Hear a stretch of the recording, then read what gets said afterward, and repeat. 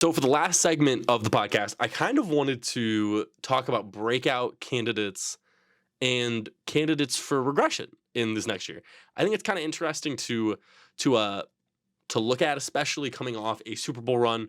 I think the Bengals have a ton of guys that people would likely be like, "Oh yeah, they're definitely gonna pop off." Whereas with I think there's just as many likely guys that I think are in a spot that maybe you're going to see some regression after such a great year last year. I think it's definitely possible that you see some guys regress. And this is going to be interesting to talk about. So um, let's do it. Let's talk about breakout first because I love a little positivity.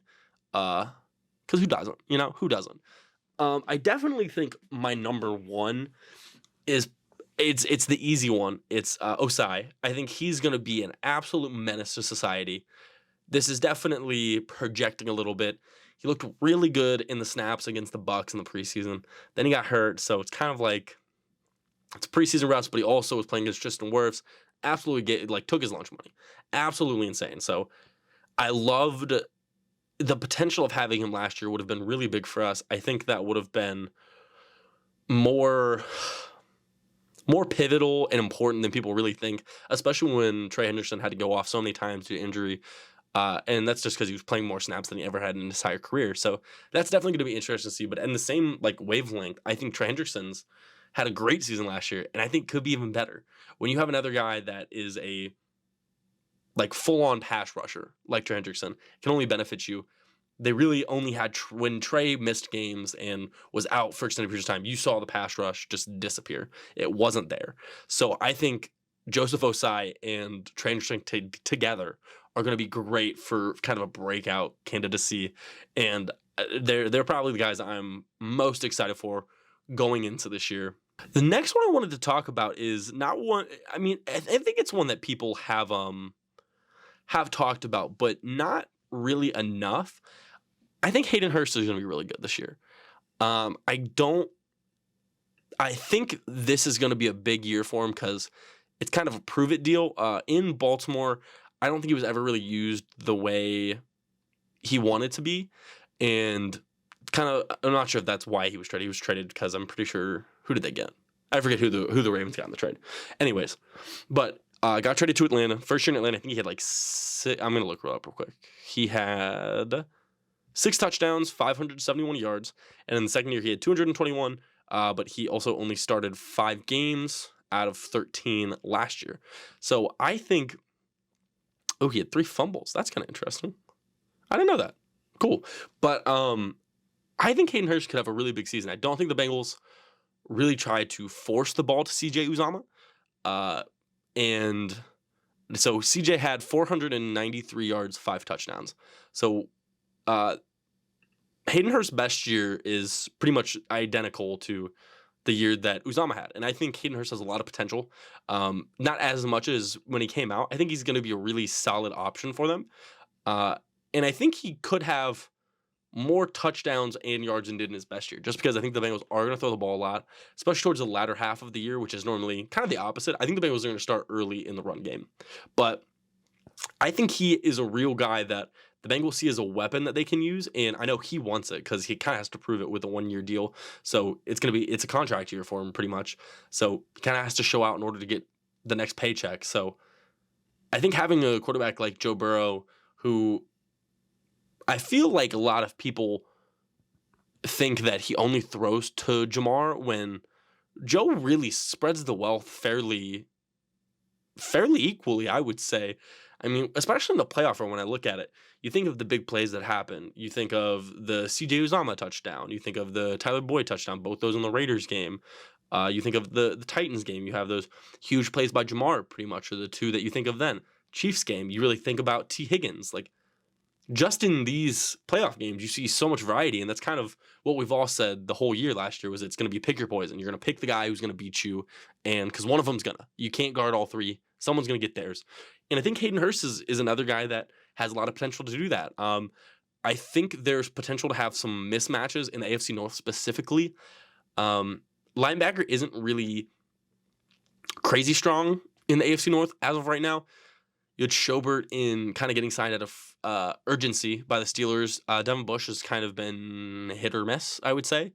The Browns, JOK, love him. So he's going to be a guy that's probably one of the, if not the best linebacker in the AFC North. Is that weird to say? Like, Patrick Queen's fine. I don't think he's been what the Ravens have wanted him to be. And then our guys, but we don't have to play against them, so that's fine. But I really think there's going to be some mismatches for Hayden Hurst, and I'm really excited to see him play. I'm excited. I think he is going to be a big breakout guy. I'm trying to think of one more guy here. I'm really see Trey Flowers. I don't think is going to be a breakout guy because I think they're going to use him in such a niche way. But it's so perfect for the way he plays. I think they're going to use him in that tight end when you need to man up that bigger guy and like a man. And I loved the way they used Trey Flowers. He was so good.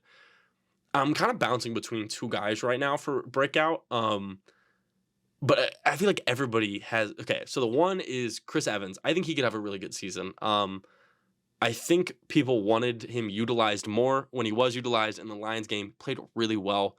So I'm kind of interested to see what direction Chris Evans goes. He's going to be a guy I'm really excited to see in preseason. I think they're going to use him a lot. I really don't think they're going to run Joe Mixon much of it all in the preseason. So he's a guy I think could be really good. I think Akeem Davis-Gaither is going to have a big year. I think being injured last year I think that doesn't sit right with him. As a competitor, I know a lot of these guys, especially, that was kind of a big thing with Carson Wentz during that Super Bowl run. Kind of rubbed him the wrong way as he didn't get to compete in that run, and they won. And I think seeing all of this probably makes you a little bitter. And I think Akeem Davis-Gaither has so much potential. He's kind of like the prototypical guy you want in the NFL now. He's fast, he moves well. So obviously coming off the injury doesn't obviously make it great for breakout, but I'm really excited to see how they utilize him. They use him a lot against Lamar. I think that's going to be another thing they're going to have to do this year. I'm trying to think about who we play this year and what's going to be the matchups where I think guys like him are going to be utilized a lot. I think Baltimore's a possibility. Same with New York. New York's got Zach Wilson. He can move. Tua moves a little bit. Lamar. Running through the list right now. Mariota against Atlanta. If Deshaun plays against the Browns, they've got a lot of guys who are mobile. You got Mahomes later in the year. Tom Brady, the absolute barn burner he is. Pause for laughter. And then they play the Ravens again. The Bills at the end of the year with Josh Allen. So I'm really excited to see how Akeem Davis-Gaither plays. He's going to be a guy I'm really excited to see how he kind of breaks out this year. And kind of on like the sad part of the spectrum, let's talk about regression. What's going to happen? Probably not a hot take, but it just makes sense. I mean, Jamar's coming off of a historic season. It's nothing about his talent. It's nothing that Jamar's a guy that I really believe could put up 1,800 to 2,000 yards if he was the only guy there. But I really don't think that's going to happen. I think it's probably going to not plateau, but I think he's going to drop down to probably more around 1,200-ish instead of 1,500. Because you think about, he had two just monster games against the Chiefs and the Ravens. Oh, almost blanked again. But those two monster games account for a lot of that, like 500 in excess of 1,000 excess. I can't talk. But I think he's definitely a guy you could see some regression with. His touchdown numbers, maybe not, if I'm being 100% honest. He's just a guy that I think Joe trusts so heavily. He had 13, and the next highest was 6. So I really think there's definitely, and that's probably because T was out a few games too. I think T only played 14. I think he missed 3. Yeah, I'm going to say T missed 3. Well, one of them was the Browns game at the end of the year, so it didn't matter. But still, I think Jamar is in a spot where he could definitely have some regression. Would not shock me at all, and that's not like a negative thing. I could just see it happening. So yeah, we'll leave it at that. There's not too much to say. He just had a historic rookie season. It's going to be kind of hard to top that. He had a ton of targets. He had 128 targets, 18 more than T. So, yeah, that's a lot. Yeah, that's a lot. I'm not sure if he's going to get that high of target share. The drop off is kind of crazy. From Jamar, T, Tyler. Tyler is the lowest of the 3 with 94, and then CJ is at 63, so a 30 drop off. I guess that's normal when you have 3 guys. So, okay, whatever. Moving on. Going to regression on the defensive side of the ball. Just going to do one more and end it off for the episode. Appreciate you guys for sticking through if you have. But again, I feel like it's kind of an obvious pick here.